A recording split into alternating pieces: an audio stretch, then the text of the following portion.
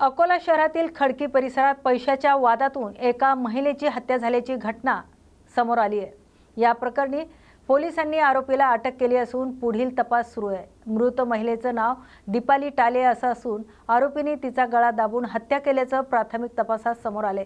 दीपाली यांनी 2009 मध्ये राहुल टाले यांच्याशी प्रेमविवाह केला होता। या दाम्पत्याला एक मुलगी आणि एक मुलगा अशी 2 मुलं आहेत।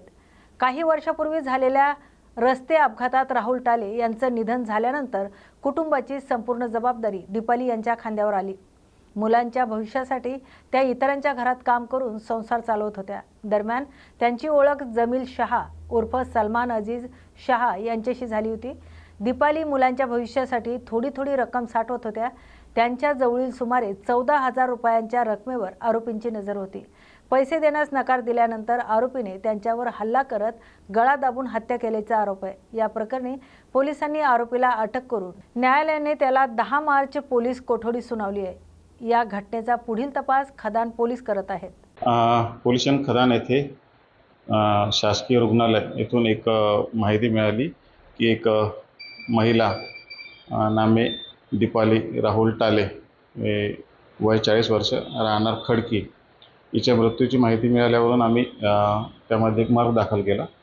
मर्ग दाखल केल्यानंतर त्याची माहिती माननीय पोलीस अधीक्षक सरांना दिली असता त्यांनी या घटनेची सखोल चौकशी करण्याबाबतचे आदेश दिले। त्यानुसार आम्ही डॉक्टरांना संपर्क करून त्याचा PM रिपोर्ट आम्ही तात्काळ मागितला असता डॉक्टरांनी तिचा गळा आवळून तिचा मृत्यू झाल्याचा अनैसर्गिक मृत्यू झाल्याचा सांगितला। त्यावरून आम्ही तिचे भाऊ आणि सर्वांना विचारलं असता त्यांनी आरोपी नामे अजीम शाह उर्फ सलमान याच्यावर संशय असल्याचं त्यांनी सांगितलं की तो घरी आला होता आणि त्यासोबत काही भांडण झाले होते। यावरून आम्ही तात्काळ 2 पथकं माननीय पोलीस अधीक्षक सर यांच्या मार्गदर्शनाखाली 2 पथकं तयार केले आणि त्या पथकाच्या द्वारे आम्ही त्याचा चोरटा बाजार अकोट शहरामधले अकोट फाईल अंजनगाव अशा विविध ठिकाणी आम्ही तिचा शोध घेतला, तांत्रिक सहाय्य घेतले आणि आदरणीय पोलीस अधीक्षक अर्चित चांडक सर यांनी गठीत केलेल्या दोन्ही पथकांना यश मिळाले असून त्यामध्ये आम्ही आरोपीला अटक केलेली असून आरोपीचा 10 तारखेपर्यंत PCR सुद्धा प्राप्त केला आहे। त्याच्यामध्ये काही कारण पुढे आलं का त्याच्यामध्ये? यामध्ये आमचा तपास सुरू आहे, परंतु प्राथमिक दृष्टीने पैशाचा त्यांचा काही वाद होता त्याच्यावरून त्यामध्ये हे झालेलं आहे।